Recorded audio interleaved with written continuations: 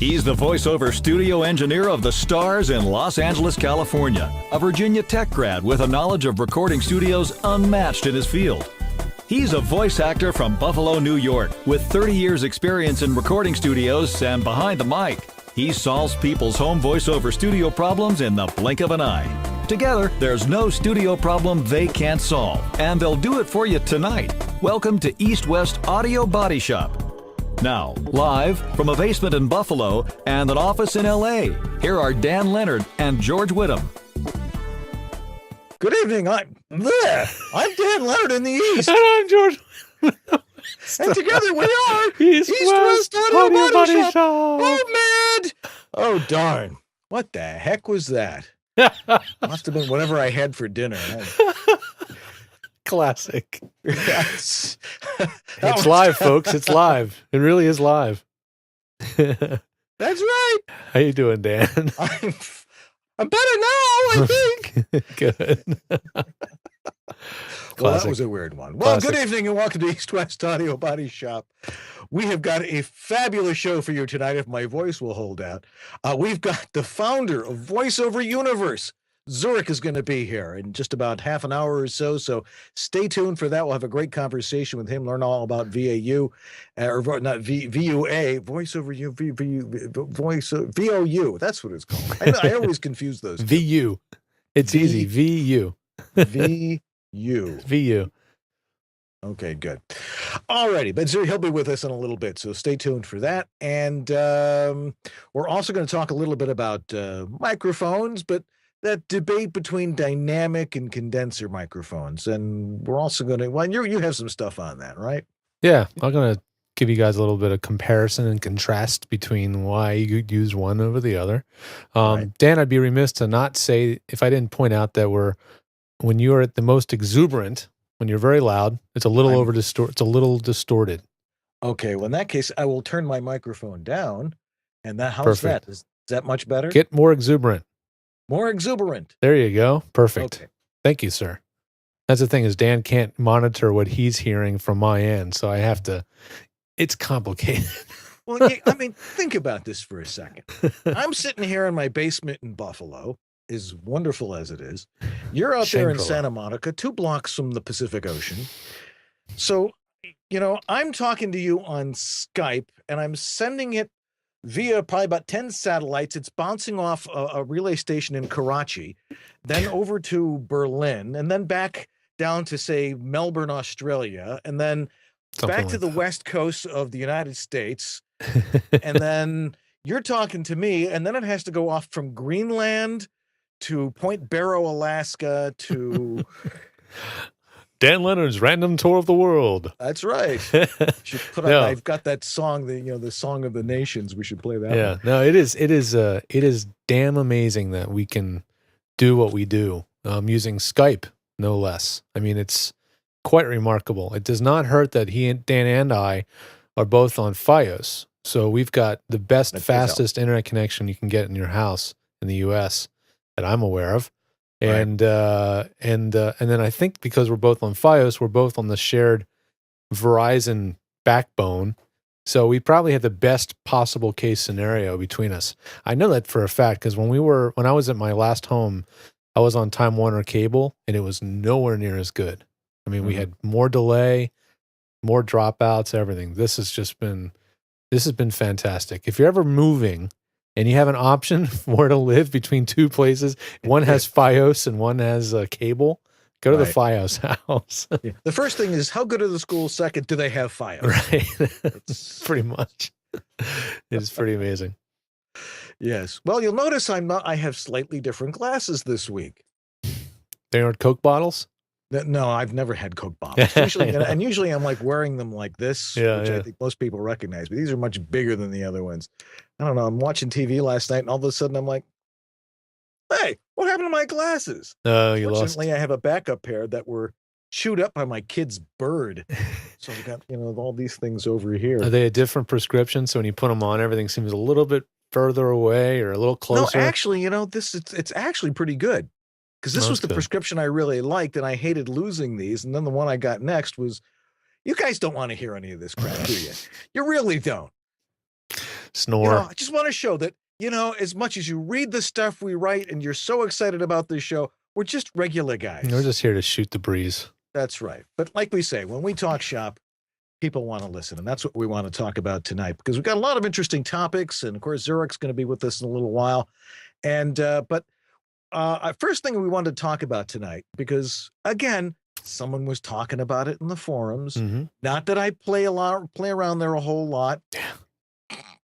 The discussion usually comes up about, I have to use an RE20 because that's the industry standard. Yeah, well, what industry? Well, yeah, that's a good question. The broadcast industry, the radio industry.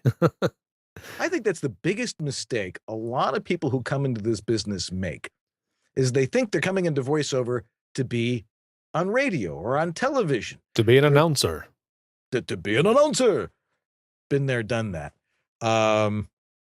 It's not what you're doing, kids. I mean, it really isn't. What you're doing is voiceover, clean as a whistle, not, 2 inches from the mic. You're trying to create yourself as you sound. Natural. And if you've ever listened to anybody on the radio, that's not how they really say. You don't look anything like you sound. And by the way, you don't sound like you sound either. Right? This is the thing that we would always... Yeah. We find that you'd go out and, do some, personal appearance or something, or you're hosting a concert. And you don't sound the same. I'm like, there's a reason for that. But the argument comes up. Some people may not even know what we're talking about here. A dynamic microphone. Let me give you an example of a dynamic microphone here. I got one hiding in here somewhere. While you're looking for that one, while you're looking for that one, I actually am using one. I'm actually using a dynamic mic right now. Here we go. This is not your typical. This isn't even your typical dynamic mic for broadcast. This is a mic used really more for drums. Exactly. But I like to think outside the box, and I had this around, and it happens to sound pretty good. But notice I'm working this mic pretty darn close. You have to be very, very close. Yeah. Now, I am using a condenser microphone, along with my little pop screen here. You'll notice, if the camera were sideways, you'll notice I'm almost a foot away from this thing. Right. And how do I sound? As George and I have exactly the same microphone here. Let me see if I can pot up my other mic. 1, 2. Okay. Oh, the other mic apparently. Oh, it's unplugged. All right. I was going to do an AB. Plug it back into the Hydra here. Oh, yeah, I knocked my camera over. Switching to Dan while I reposition the camera. Oh, this is fun. All right. This is a dynamic microphone. I won't show you that it's a Radio Shack microphone, but this is the kind of thing that we're used to seeing on stage, with this thing on here.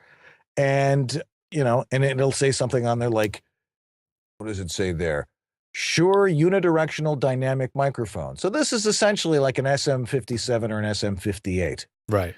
And very similar, actually. If you unscrew the ball on the top, that looks almost exactly like what a Shure SM57 or 58 looks like. That's because this is a Shure unidirectional dynamic microphone. Oh, but the Radio Shack brand. Shack. Oh, okay. Well, there you go. So this actually is an SM57. Mm-hmm. And it was made in Mexico. So there's a few bullet holes in it too. Right. But the idea here is that if you're using a dynamic microphone, you're talking to it this close. How many people do you talk to except your wife or your significant other from this close? Right. I mean, you're talking this close into a microphone. That's not the way human beings sound. And a condenser microphone is designed to pick you up as you exist, more like a human ear. I mean, a dynamic is, it's keeping screwing this thing. It's got a diaphragm in it and everything. It's a very simple device. Yeah, but it's designed primarily for live, for stage work, for broadcasting, and we're not on the radio initially. And the way you make yourself sound like you're on the radio is none of your damn business. It really isn't. Can you explain an audio chain in a radio station? Oh, sure. Well, it's like in a nutshell. There's a lot going on, but there's the microphone. Okay, and that goes usually into some sort of complicated microphone preamp processor.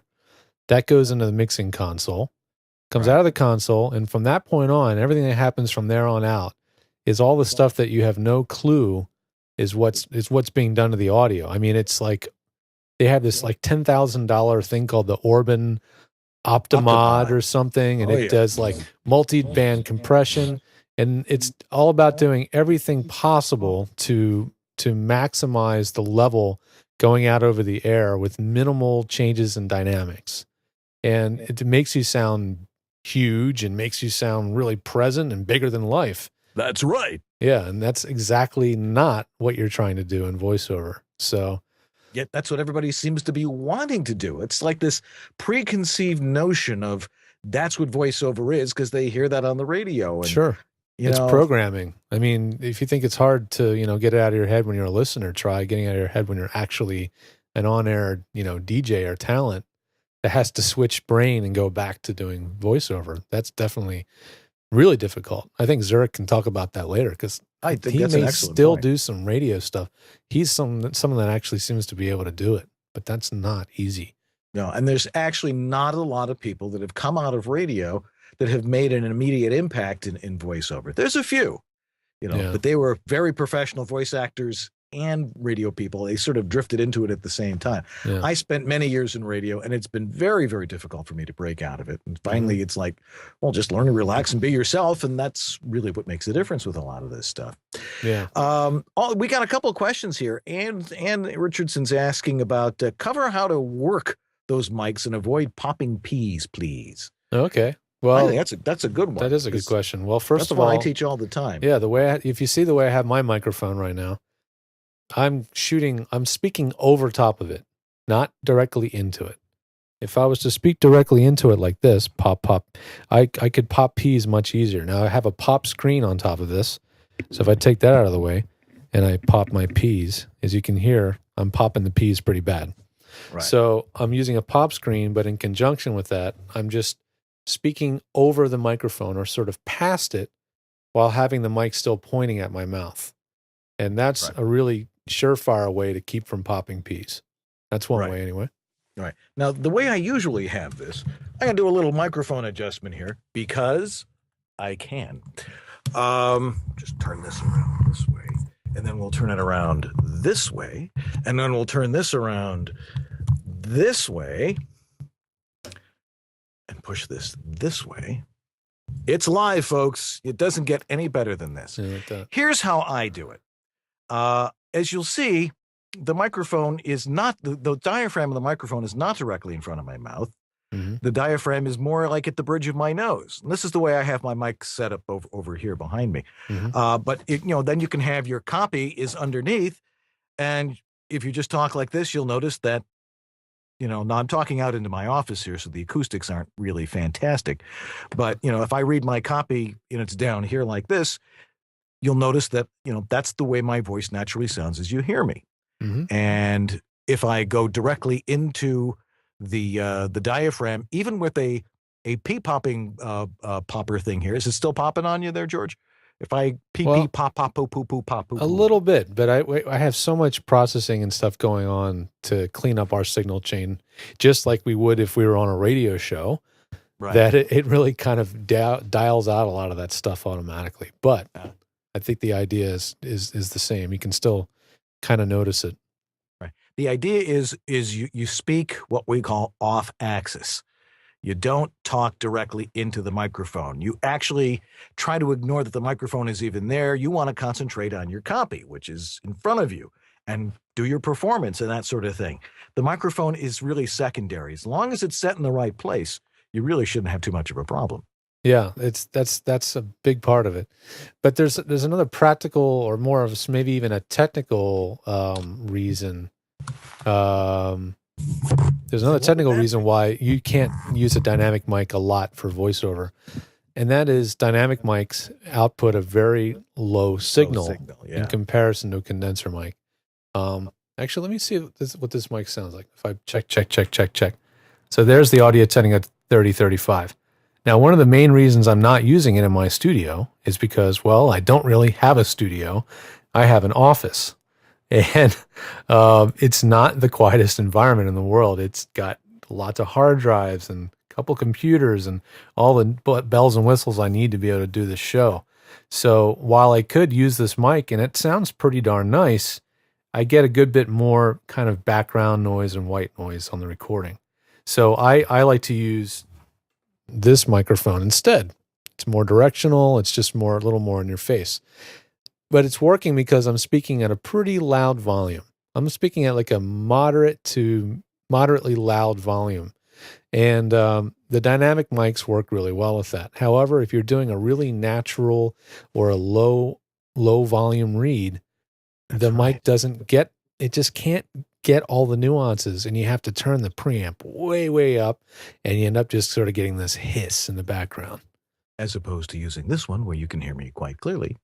Right. So, and that's really the difference. So a lot of people are using, I mean, some of the examples are, a lot of people talk about, the RE20, the Electro Voice RE20 is the one if you're ever watching, the news and you're saying, and on a radio talk show, and what's in front of them, it's usually one of two microphones. Usually it's an RE20, which has been the standard in most standard broadcast stations for years. I mean, since I was in radio, during the Lincoln administration, there was, or there was the SM7 or the SM7B, mm-hmm. which some people may recognize. That's the one that looks like a huge contact capsule with foam over it. Yeah.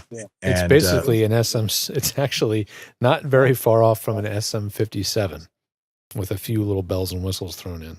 Right. It's got a few more little adjustments in it. Yeah. But those are designed for radio studios. Forget that you're on radio. You're an actor. That is what you're trying to do. And the same would really go with audiobooks, too. I think we should probably start talking a little bit more about audiobooks. Oh, wait a second. I'm turning into an SM7. What is the ghost of the SM7 floating over Dan. That's what one of those mics looks like. It's a little bit larger than life, but it's a pretty big mic. Right. Yeah, that's that. Thank you. Well, that makes a lot of sense. Thank you for showing. You're welcome. So those microphones, some people swear by them. Well, guess what? There's probably a lot of producers listening to you and want to hear nice natural reading, and they're swearing at you. So right. I guess that's probably the best way to put it. It's not recommended unless you're really doing, commercials for drag strips, be there Sunday, Yeah, hard sell stuff. Hard sell stuff. Yeah, you can use an R20. If that's what you do, if that's your primary focus, go ahead. But not a lot of you guys are doing that kind of stuff. Yeah. You're all trying to act. You're trying to get into commercials. You're doing e-learning stuff. Most e-learning stuff until they really realized they could hire professional people was people using a headset with a microphone and stuff. Oh, boy, so. Yeah. and it sounded it. I've got one around here somewhere, but you don't need, you know exactly what we're talking about. Right. Anyway, we've got lots more coming up. We want to talk a little bit more about iPad studios. So if you have any more questions on this, let us know. We can always bring up the topic again. We're going to be here for a while, but we'll be right back, and we'll bring Zurich in about 10 minutes. So stay tuned. We'll be right back.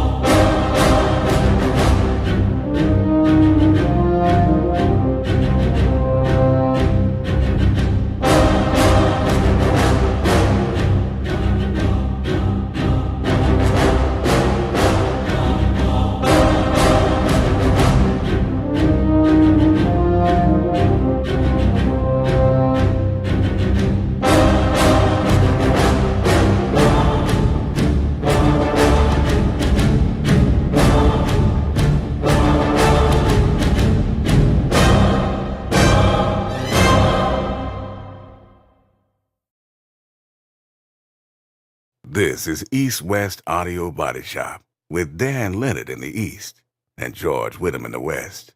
Now back to two characters that didn't have anything else better to do. Dan and George. We're back. Yeah. Like, what else were you going to do tonight? I mean, that's our favorite line. I mean, you had something else planned? If you're in voiceover, this is the place Football, to be. the Oscars. Who cares? Are the Oscars tonight? No. No, but those things are always fall, on. right? That stuff's always on Sundays, So Oh, that's true. Yeah, unless you're watching Sunday Night Football, but only the people that go to, was it New England and who was playing on the Sunday night game? New England and somebody. Yeah. Tune into they're playing show the Giants, for more information on that. Yes. Yeah. My team lost today, so who cares? Anyway, interesting subject. We were talking last week, and over the last couple of weeks, we've been talking about recording on the road. And one of the things that comes up a lot is my phone. Make sure my phone is hung up here.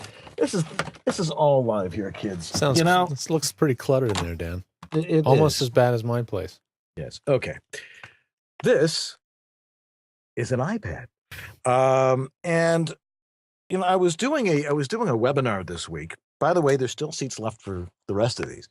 An iPad is a really cool item because it does everything. There is an app for that. And one of the things that you can do on here, if I can ever find it, it's always so hard to find, is here it is our good friend Twisted Wave? Twisted Wave. Yeah, whatever. Open Sesame Street. There we go. All right.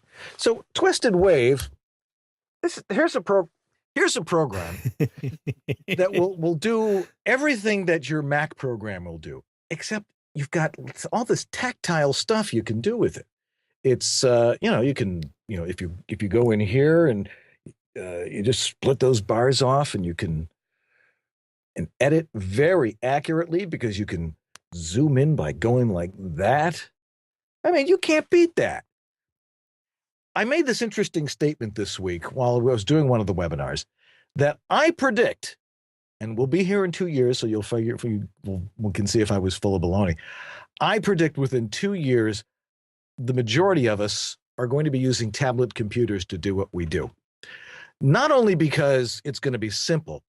The one advantage that the iPad has over the majority of computers is it doesn't make any noise. It's got no fans. It's got no motors. It's just got amazing technology in it. Yeah. And you can't beat that. But there's one drawback. How do you get your sound into this thing? Right. We're still waiting. We thought we'd talk about that for a little bit tonight. Yeah. I know we've mentioned a couple options. Every one of them that I've seen so far has been sort of a kludge, or it takes, like, you got to use this thing with that thing. You got to have like a couple of adapters. You got to have a battery pack, or you got to have a USB powered hub. They all of them are sort of a kludge in a way. And I have heard and seen it work. I had Bo Weaver showed me how he got it working, and I posted it on my blog because it really worked, and he had some good sound samples on there. But along came a little gadget from Tascam, and it was cheap enough that I had to grab one because nobody else had reviewed this thing yet. So I was like, well, $50, worst case scenario, I can always give it to somebody as a gift or something. But, I grabbed this thing, and it turns out that this little box called the IXZ, there it is, Tascam IXZ, does a pretty fine job. And here, let me show you the front of it. It's got a true XLR combo jack. So this works with XLR and 1/4 inch for guitars. And then it's got a mode switch for guitar and mic, and then a phantom power. And that's real phantom power, kids. That's about not 40 full phantom power. Yeah, it's 46 volts. I measured it, and it's close to the 48 volt phantom power. And then it's got a gain control over here. So you have actual full variable control over the mic. And this thing runs on 2 AA batteries. There's the battery compartment. And it's $50. Now, okay, if it was $50 and a piece of junk, then, who would care? Who cares, right? Well, I recorded a little bit of it, and I don't have an iPad, but I do have an iPad. I call it the iPad Junior, which is an iPod Touch. An iPod Touch, absolutely. Touch. And I did manage to get some pretty clean audio out of it. I'll play you a little bit of the sample of what I got out of this thing. This is the Audio Technica 3035 going directly into the Tascam IXZ interface into an iPod Touch. That would be the iPod Touch 4th generation. Let's just see how clean this could be. Oh, Jeez, you that's know, darn clean. not too bad. Not too shabby. When I was listening to it really critically through my studio headphones, you know, I could hear a little bit of white noise. There's a little more hiss than I would normally like to hear. But just a little bit. Yeah, but it sounds darn close to like a moderately priced USB mic, you know? No, it's not too bad, actually, because that's stuff that actually, when it's down that low, you can really process that out if you absolutely have to. Yeah, I actually did another sample with a noise gate just to test it. And, you know, with about a 45 threshold, pretty clean, pretty good results. I mean, I said in my blog that you could release this for a client, certain clients. Right. Other clients, I think, you know, would find it slightly on the noisy side or slightly too much gating involved to use. But for auditions, you know, when you're on the road, no problem. You process it right. I don't think anybody would have trouble using the file. Yeah. Now there's a number of other devices that are out there. Now there was the Alesis in and out, which we've talked about before. Yeah. What is the iOS? What's the name of that thing? Oh yeah, the Alesis. Oh wow. Oh, I'm drawing a blank. Hey, chat room. What was that thing called? I can't remember right now. I'll have to look at my blog. I have a picture of it behind me here. The Alesis. I'll find it. It's in my blog. Let me take a close look at this thing. You can't even see the whatever. It's a weird name. It's some weird name, and you know their marketing department obviously wasn't thinking about that. IO Dock. The IO Dock. Yes, the IO Dock. All right. Now that has a lot of power to it, and I think that has one of the possibilities of, you know, making it a desktop situation, where, you know, that's now your workstation. Pretty simple, totally silent. Mic goes in there, got phantom power. What were the reviews on that one? How did that one sound? Bo actually did a review of it, and they're recording with his 416 shotgun mic into that sucker, and we were both pretty shocked as to what we could get out of that thing. It really was pretty clean. I mean, he A/B'd it next to his really good quality mic pre. I can't remember which model he has. It's like a Great River or something like that. Really super clean. And the result was quite fantastic. It was quite remarkable. For a $200 gadget, I was quite surprised that he was able to pull off such a clean recording. Now, you know, good mic technique, a good vocal booth, a good microphone, all those things certainly had something to do with it. But it worked. Excellent. Well, now there's another thing there too that I wanted to show. Logitech has this thing. See if I can make it any bigger here. Oh, go away. I'll throw it up on my screen. What is it? It's the Logitech iPad keyboard. This is this great little thing where you take your iPad and I have the Tascam Porta Studio on here. Isn't that the cutest little thing? That is super cool. I love that. It is. You know, I can do 4-part harmony with it. That's the tape machine I learned how to record multi-track on. Yeah, see, it's got a little cassette player in it. It's got all.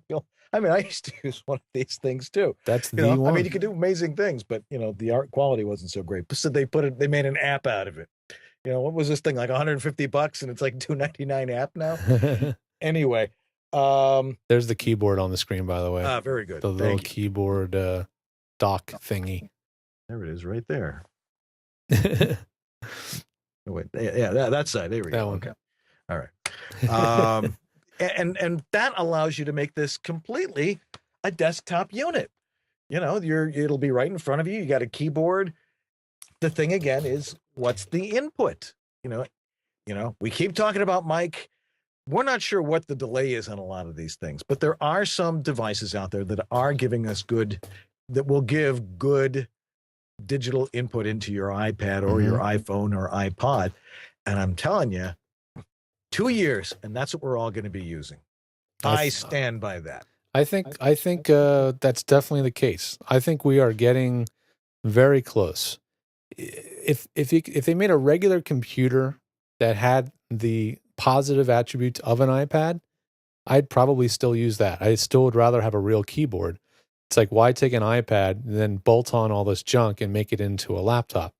But like the Apple, like what is it? The MacBook Air is the closest I've seen to like a computer that has that incredibly lightweight form factor that still acts and runs like a real computer, but it's still $1,000 or more, So the gap is closing. MacBook. Yeah, I don't hear my MacBook on very much either, and they are really, really quiet. But the iPad, somebody was talking about, well, it doesn't have a file system.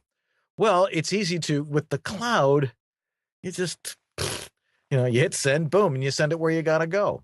So we'll see. I think there's two advancements we're looking for here. One is going to be the ability to input with digital quality and record it, at 44 and at 24-bit. And the other is going to be whatever software they come up with that's really, really powerful. Right now, you can't get Pro Tools for an iPad. Darn. Not quite yet. But you can get, Twisted Wave. That's all you really need for really doing a recording, And then there were some other weird things I had, then there was the Belkin thing and the iMic and all sorts of other weird stuff. But there's some multi-track software now for the iOS. Oh, tons of them. Yeah. I mean, GarageBand is on there. Yeah, that's true. And you can have all sorts of fun with it. And then I was playing with the synthesizer earlier. No, I won't play with it now. I'll drive George insane if I do that. So anyway, that's the deal with that. I am making a prediction. Dan Leonard, the home studio master, said in 2 years, that's what we're all going to be using. I won't be surprised. Okay, be surprised. Good. Okay, one quick question here. MacPort Pro, Mic Pro, only one port on 13-inch. I heard today. What is that all about? It's these new glasses. No, the old MacBook, the old 13 only one port on 13-inch today. I wonder if Casey, are you referring to the MacBook Air? The MacBook Air has 2 USB ports. The original format, the original version of the MacBook Air had 1 USB port, and that was definitely one too few. Yeah. But the new one has 2 USB ports, so it works beautifully. All right. Well, our good friend Zurich is standing by very patiently in the Sunshine State, and we'll be getting to him, and we'll learn all about him and VoiceOver Universe right after this message. So stay tuned.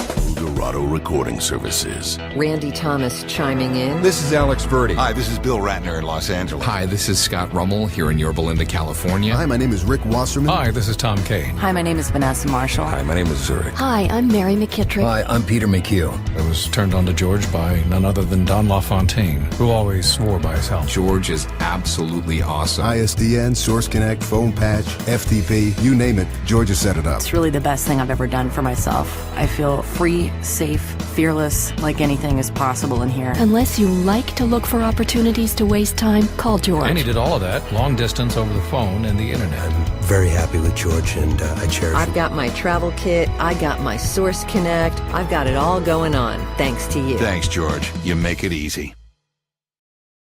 El Dorado Recordings.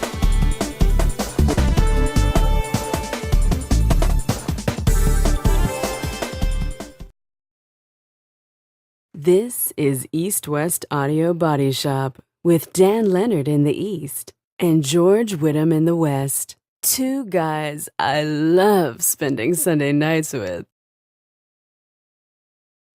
And we're back. Yeah. Sunday night, and we're having a great time.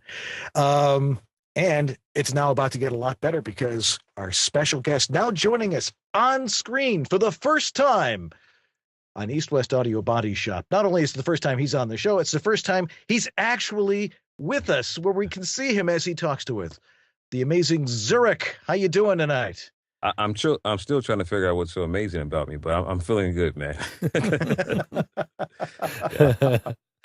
Yeah. It's amazing that we can do this and that we can talk to the world. And the world does watch our show, so now everybody's getting to see you here. Welcome to East West Audio Body Shop. Now, where in Florida are you located? I'm actually in West Palm Beach. I was in South Florida. I'm still in South Florida, but I was in the Miami area for a long time. But I wanted to take a little breather and take it easy, so I moved up north to West Palm Beach now. Very nice. My in-laws are in Wellington. Know the area well. That's exactly where I am. You're in Wellington? Yeah, to be specific, yeah, that's where I am.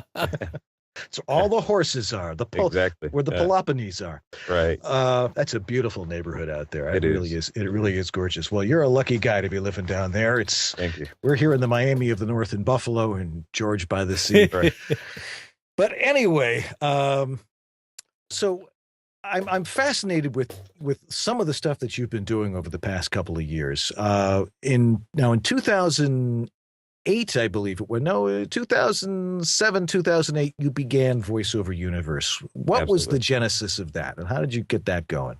Well, actually, my cousin, his name is Will Lucas, and he's like to me, I guess like a young Steve Jobs, if you say. He's like a young Steve Jobs to me. I mean, but in a whole different kind of way. Yeah. He's just some type of just amazing kid, and he found a network that pretty much housed a lot of social networks. And when I was doing a radio conference some years ago, I tried to do this social network deal, and it didn't work out too much. So from there, I decided to, how about voiceover? That's something I really want to do. And it hit me one day. I said a voiceover network, and that way, I can get closer to the big guns that are doing this and learn so much more about the business by bringing everyone to me. And it just so happened to work out. I then sent an invitation to my good friends Joe Cipriano and Rodney Salisbury and Penny and James at Voice Acting, and it just took a life of its own after that. Yeah, and it was really the first social networking site aside from VOBB, which was a little bit different. It's a forum. A little bit different. It was a forum. Mm-hmm. This wasn't a forum. This was really the first. I think it was on the Ing system you started this. The Ning system, right? Right, yeah. And it was a very different format. It was cool. It was very internet-like, and it was big and grand. And I think a lot of us really were taken by that. Now, a lot of other sites have come up in the forums, and people are on LinkedIn and a lot of other places. But Voiceover Universe continues to roll strong, doesn't it? How many members do you have now? Wow, we have over 5,600 members now. Wow.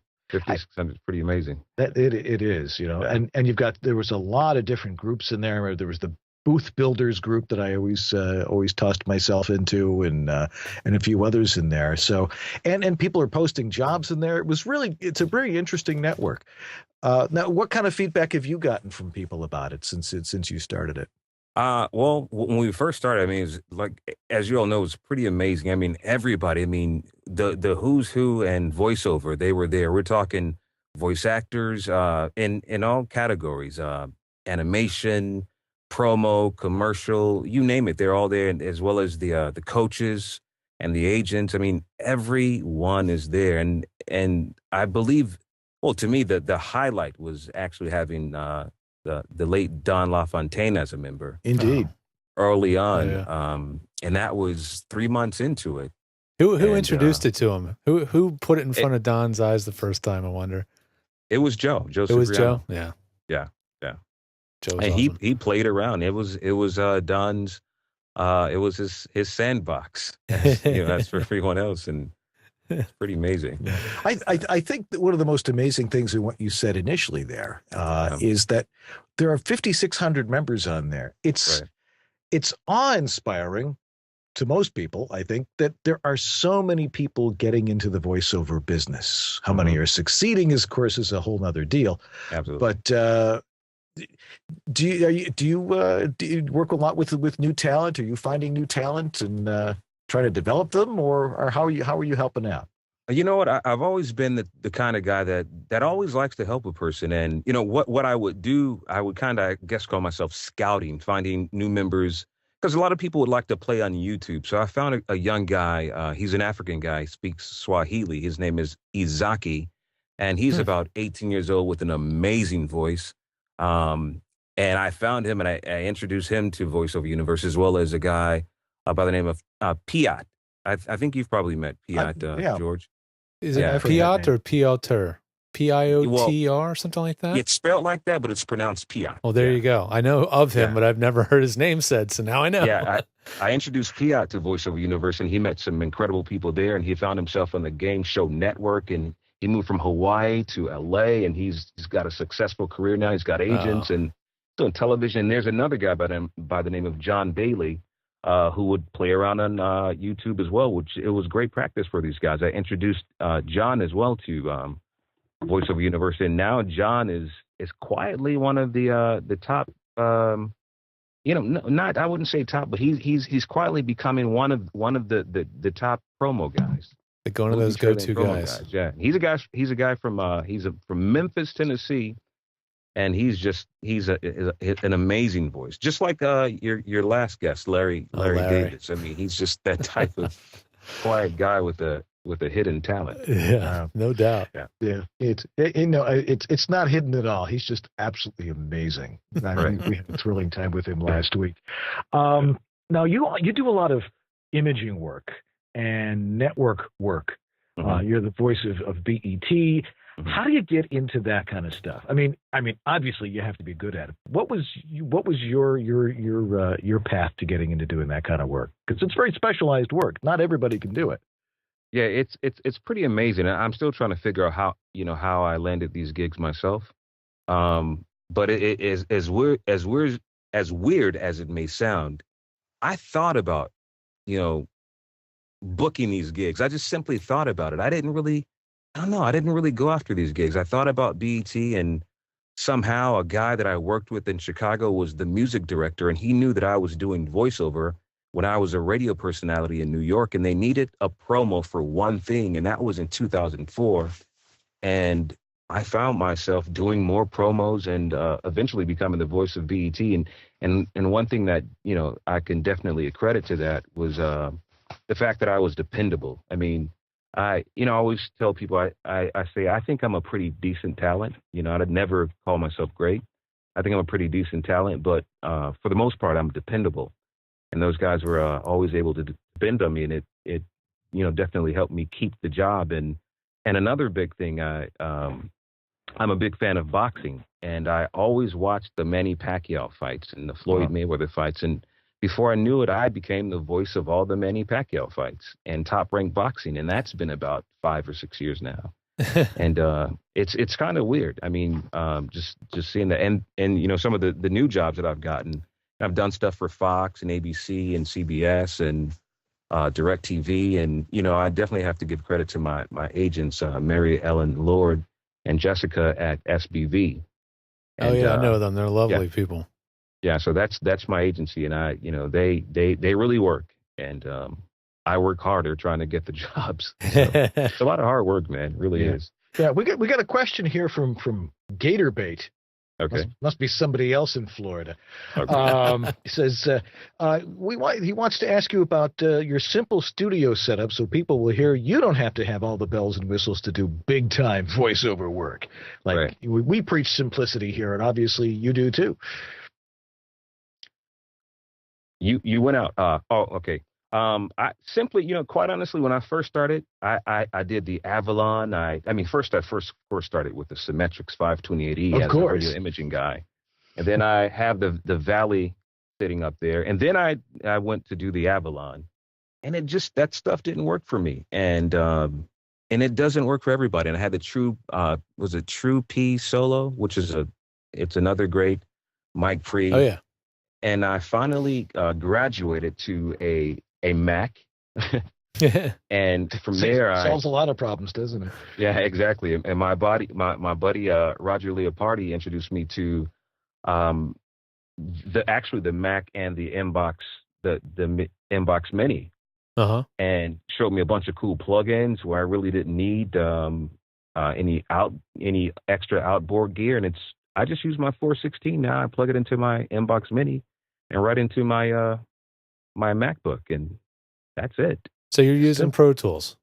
I'm using Pro Tools. Mm-hmm. So you're doing all the processing in the box, as they call it, which, is pretty awesome because it gives you the ability now to be free from all this expensive outboard gear, and you can take your signal chain with you anywhere you go. And that's the advantage of, if you get to the level that Zurich's at, and you become really adept at the technology.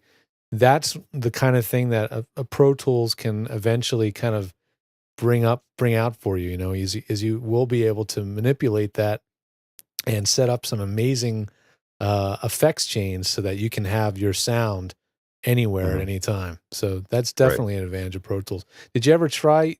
What other softwares did you try along the way to get to get to that point? I was really big on when I first started. I believe it was, of course, SoundForge. Sure. Mm-hmm. I told around SoundForge for a couple months, and then and I settled for Cool Edit Pro, which then turned into Adobe Audition. Sure. And I did that for years, and I swore by that. And I said, "There's no way I'd ever go to a Mac, and I don't see why people say Pro Tools is better than Adobe Audition. It's impossible." And then when I finally graduated to Pro Tools, I felt like a fool because I knew then what I was really missing. I think a big key part of that, though, is that you had some of the right help to get you started in Pro Tools, right? And you didn't go in at it. You didn't go into it on your own. I didn't. No. Yeah, that's a big part. I mean, anybody that kind of delves into Pro Tools and starts poking around and trying to research it on their own, I think they get frustrated. If you're going to use Pro Tools, get somebody that has the background to make that software sing. And when you have somebody like that on your side, like you do, then it's going to be an awesome ally. But it can be quite overwhelming when you're just getting started with it. Yeah, absolutely. And I've really found it to work for me because before I used Pro Tools and Mac, I had a little box called the EMU 1616, and it would give me my huge sound. But what I did was I got a bunch of plugins, I got some waves and some other stuff, and I just kind of matched. I'm not a tech, a techie like you guys, but I kind of matched the numbers. I don't. Yeah. And simply with what I saw on the EMU, with my levels with my plugins on Pro Tools, and it came out great. I mean, so it's so cool because I can open up a track and in each track I've got my track one may be my imaging and the other one is promo, then my commercial track, which is dry, it has nothing in it. The only thing I do with that is kind of put just a gate sometimes because I may get an airplane flying by or sure, my neighbors next door that want to have a little afternoon fun, Sure. So. What is your booth, Zurich? Is that a whisper room or is that like just a room in the house that you have sound treated? This is a quiet closet room with all right. Awesome. It's simply a closet with some Auralex on it. That's all it is. I just see. Simple. The great ones are using this stuff too, guys. You don't have to spend a fortune. Yeah. I cleared the shelving and the lower shelving, and I kept the top ones, and I keep the other junk up there, books and my old processors and stuff like that. Sure. And I did do the booth though for a while, and it just didn't work for me. It just didn't work for me. And the booth is a Band-Aid. It's like it's one of those things that you got to have if you're in a really noisy area like LA, and you have nowhere to hide, no quiet room in the house. But yeah, if you've got a walk-in closet or something like that, that's ideal. It's really is. It's more spacious, and you can make it feel a lot more comfortable, I think, with some creativity. And right now, the way we're hearing you is just your 416 going into the inbox, going right into Skype, right? Sounds fabulous. Yeah, there's nothing else. I mean, there's nothing else. It's just not the AC is off. Of course, you got to make sure everything is off. The AC, the fan, right? Sometimes the refrigerator if it makes noise. And Susan Roberts in the chat room, she asked me, is it Zion proof?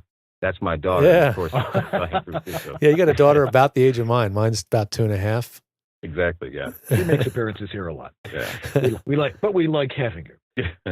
Here's an interesting question because I spent a good part of my career in radio back a long time ago, but you're still doing radio, and we were wondering, a lot of people are having trouble, and we were talking about this earlier. It's difficult to break into straight voiceover work, voice acting, if you've been in radio. Do you find, maybe it's just the type of material you're doing, do you find a hard time jumping back and forth between the two, or is it because you do primarily broadcast stuff that you're able to maintain that aura of Zurich as you're doing it? Yeah, I think it's hard for I would always say for people that just don't get it. I mean, when you're in a voiceover, you have to remember that you're a voice actor.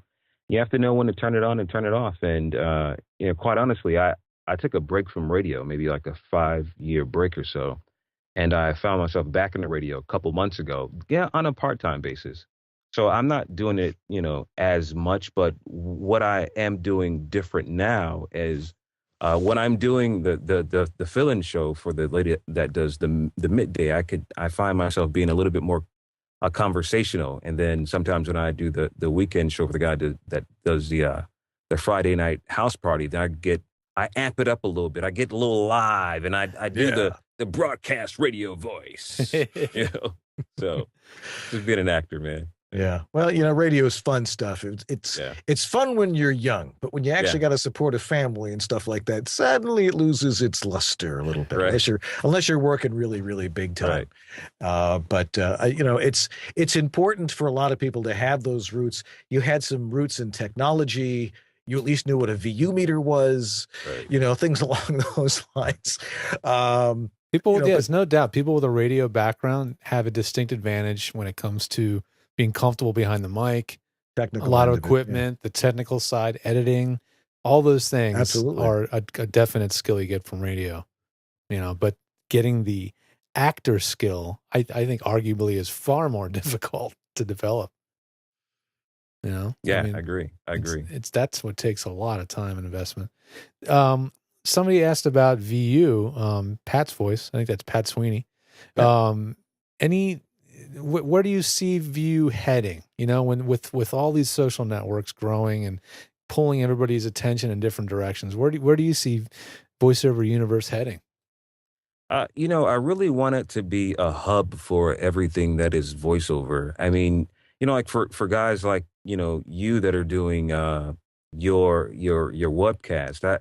I want voiceover to be that one network that everyone can go to, and they could see George and Dan's show on Sunday, or whoever, and just that one stop shop for voiceover. The hub.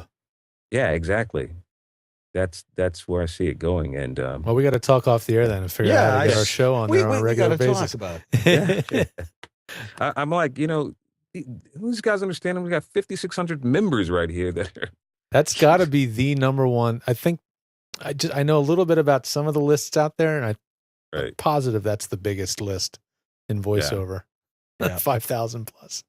Right. No doubt. No doubt. Well, and a lot of them are watching us tonight.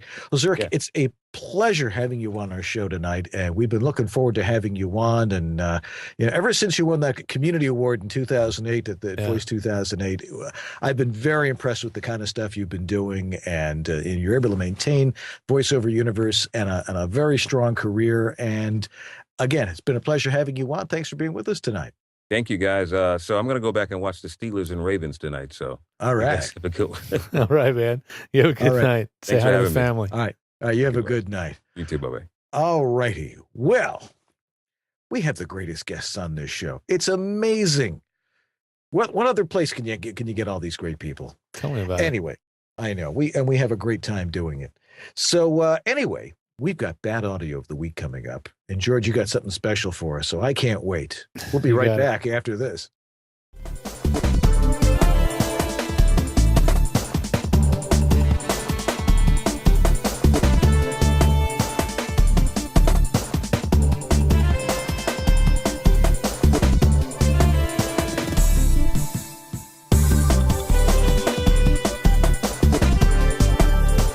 VoiceOver Extra, the voiceover industry's online news, education, and resource center 24/7. Hundreds, probably thousands of free how-to articles for voiceover success, ranging from home studio to voice acting to business. A free voiceover industry directory, calendar of industry events, resource links, a store, and much more. Bi-monthly webinars on all topics of voiceover, free subscriptions to newsletters, reports, announcements, daily news, and features at voiceoverextra.com. VoiceOver Extra.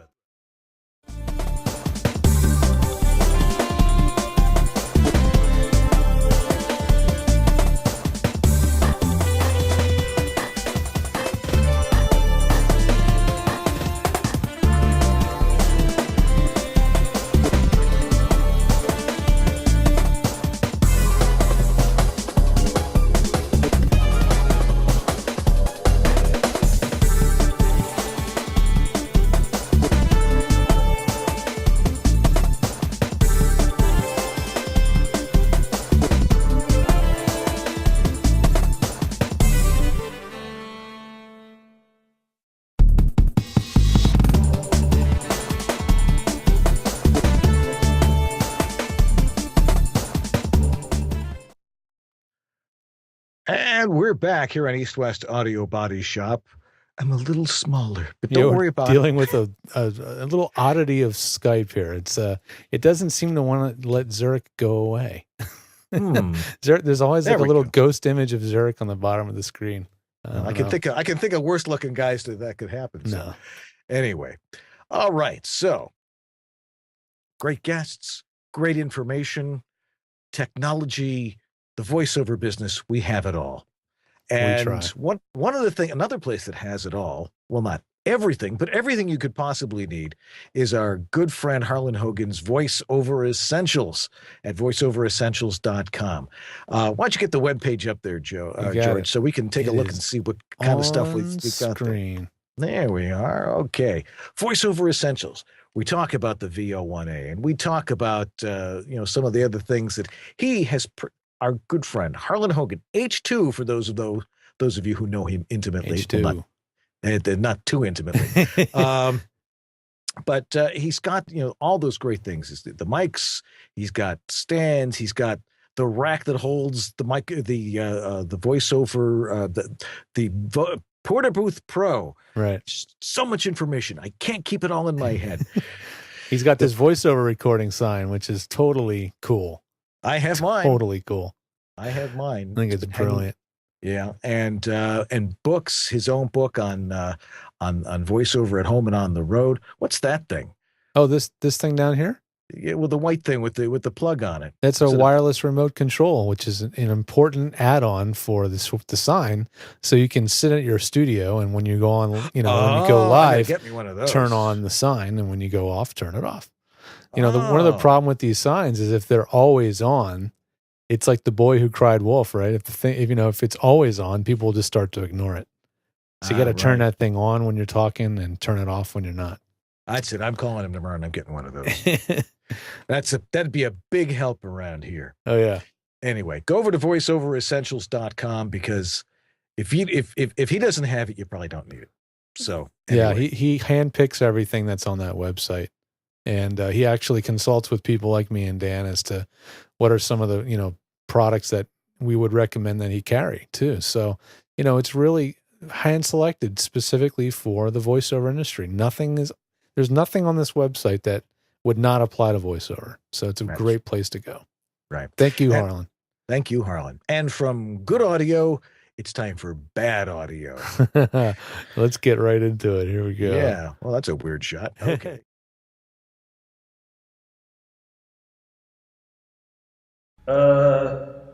Is this thing on? And now it's time for another exciting episode of Bad audio of the week.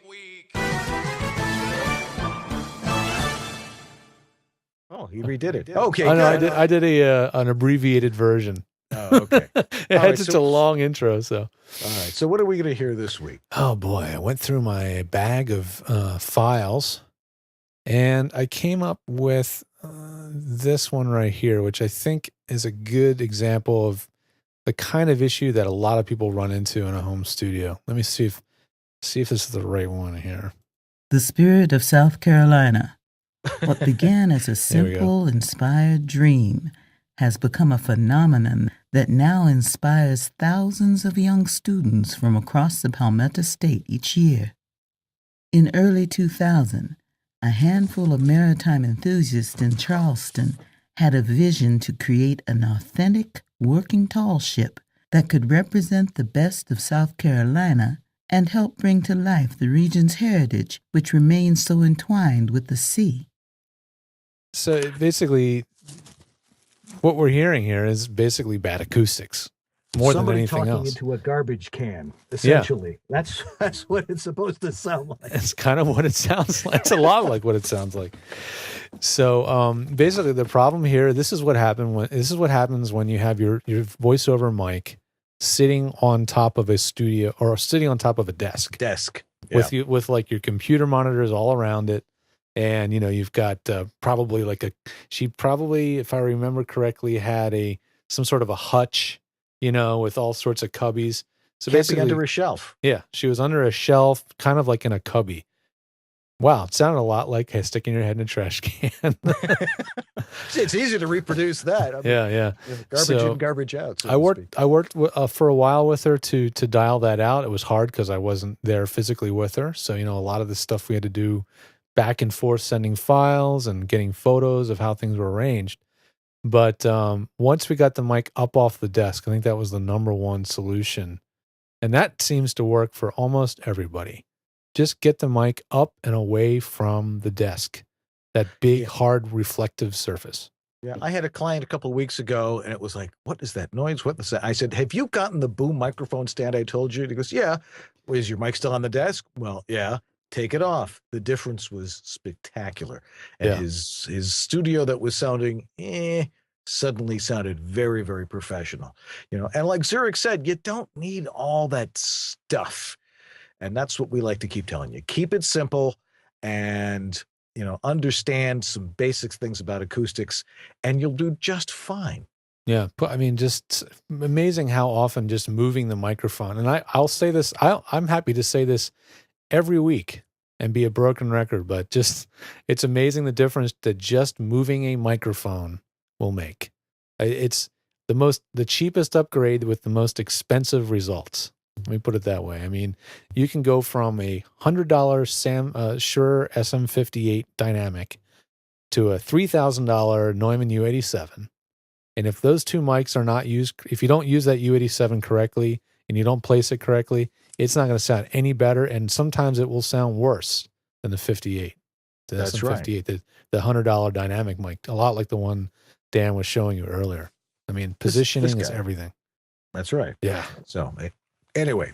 Absolutely. Well, that's going to do it for this week. Next week, hopefully, barring any natural disasters like last time, I mean, literally natural disasters last time, we're going to get Rebecca Wilson on from Source Connect, aren't we? Hopefully. Yeah, I think she's going to be here if we don't have any more earthquakes in New Zealand. Boy, we've had quite a run of crazy natural disasters lately. Someone's angry up there. But and why not? Yeah. But yeah, hopefully she will make it. Actually, there's one last question that Susan Bernard said. How long time did it take, George? And can you give us a ballpark on the price? A couple of 100,000 on how you fixed her studio. Oh, is that what she was asking? Yeah. Oh, it was probably like a course of maybe 2 hours, but split up over 3 or 4 phone calls, that kind of thing, back and forth. But it was, once we got it dialed in, I was pretty sure she was able to dive in to start doing an audio book is what she was working towards. And I also know that she had to record it 1 to 4 in the morning That was the only time she got a quiet enough time to record uninterrupted. But hey, if you live alone, you don't have anybody else around to bother you, and you have the flexibility, it's one of the things you can do. It's a lot cheaper than building a soundproof room. That's for sure. Absolutely. All righty. Well, that's going to do it for us this week. Rebecca Wilson next week. More interesting stuff. You got questions? Call the number. We'll be glad to have you on, and we'll answer your questions right here on East West Audio Body Shop. 818-47 EWABS or 473-9227. You can leave a voicemail in our voicemail box.